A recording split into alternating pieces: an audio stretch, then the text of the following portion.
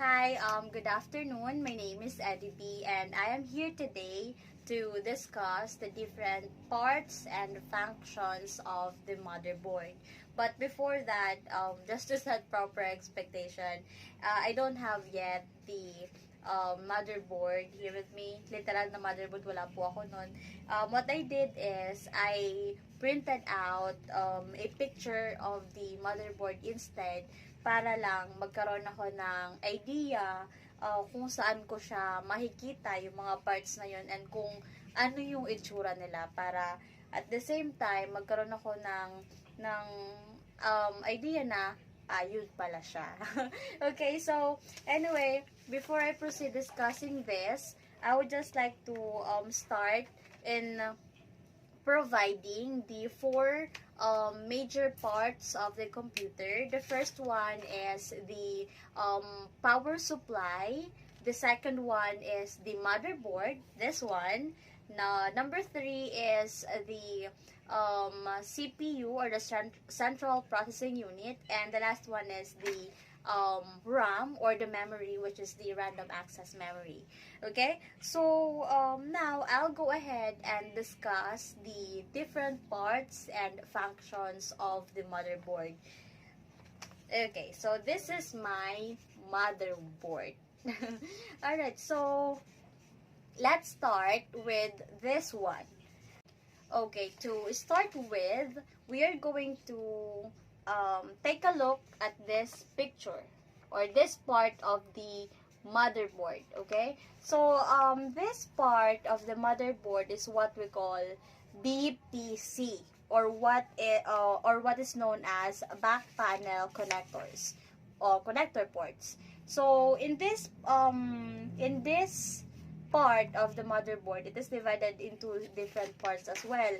Hindi lang siya kita kasi nga picture lang. Mas maganda sana kung actual na motherboard. But then again, this includes audio ports, USB ports, display ports, or I have here my laptop. I guess this is the BPC. This one is the audio port. Dito sinasaksak yung headset for audio. Here, this two is, nakikita ba? Anyway, this two is for USB ports. It's saksakan ng flash drive. Next, this one is for internet port or LAN port. This is for internet.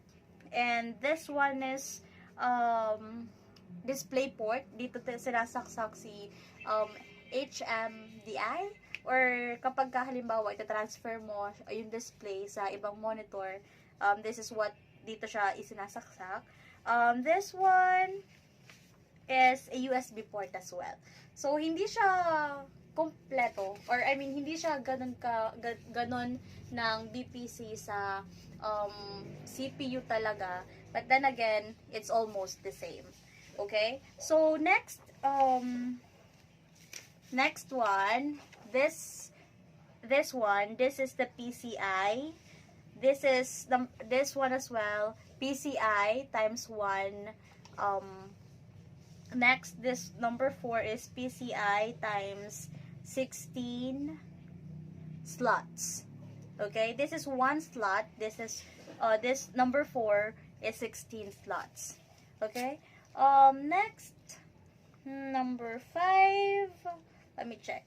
Okay, so this one, if you can see, number 5. Okay, so number 5 is what we call North Bridge. Okay, so North Bridge, siya yung nagko-connect kay RAM, which is the random access memory.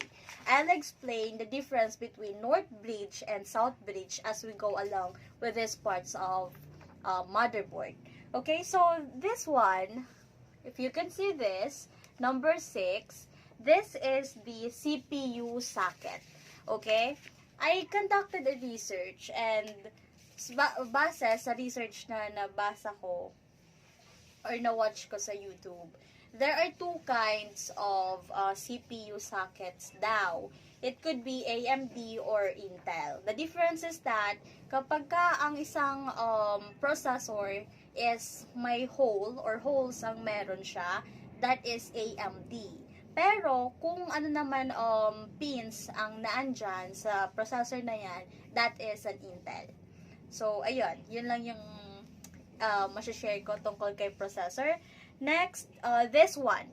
This 4 holes here, which is number 7. So that is an ATX volt, and this will have, or this will help power or provide power supply for the processor. Okay, so may pinagkaiba naman si 12 volts dito kay 24 volts. I'll explain that later on. Okay? So, number 8, this is, this picture, as you can see, that is the USB front panel. Well, sa office, inimagine ko, since we are always using, since call center nga, we are always using CPUs. As what I can see, parang yun yung nilalagyan ng flash drive sa harap ng CPU. And ang pinagkaiba naman dito sa number 9, parang this is the front panel din siya. It's just that it connects to the switch sa on and sa power on off ng computer. Next. Okay. Hold on. Alright. Ito naman, uunahin ko etong bilog. Okay. So, ito yung, nung nag-research din ako actually. And, sa lahat ng parts ng motherboard, ito yung pinaka nagustuhan ko. Si CMOS battery. And since interesting siya, I conducted the research as well. Kaya inisip ko, sabi ko, ano yung ibig sabihin ng CMOS. And CMOS stands for Complementary Metal Oxide Semiconductor. Okay, so ang naging interesting lang siya sa akin, it's because this battery will work if the system is down. I mean, kapag kapatay na si system, tsaka lang siya gagana. And this is the reason why, halimbawa si computer natin or si laptop natin, switch off na natin, pinower off na natin. And when we turn it on again, yung time niya is still updated. 'Di ba? Hindi katulad ng halimbawa sa wristwatch. Kapag tinanggalan na natin siya ng battery, there's no way na updated pa rin yung time na nasa kanya. So, ito yun. Amazing. Amazing si CMOS battery. Okay, next. What else? Alright, let's go back with number 12. This one. Okay, so this one is what we call the South Bridge. Kung kanina, ito si North Bridge, nagko-connect siya kay RAM. Now, this South Bridge connects naman sa mga audio ports, the output and the input of the system. Okay? And ito naman, yung sinabi ko kanina na I'll explain the difference kay 12 volts. Ito yung ATX 24 volts. Ang pinagkaiba nyo naman doon kay 12 volts is that volts, hindi volts. Kung si 12 volts ay nagbibigay ng power supply kay processor, si 24 volts, siya nagbibigay ng power supply sa buong motherboard. Hindi lang kay processor, sa buong motherboard. And again, this is the ATX 24 volts. Okay? So, next, this one, number 14, if you could see, this is the fan header. Okay, so ito yung parang sasaksakan mo para lang magkaroon ng gumana yung fan, para hindi magkaroon ng, or hindi ma-overheat yung mga nandito sa motherboard. Okay? This one, number 15, this is what we call RAM. This is our random access memory. Okay? What else?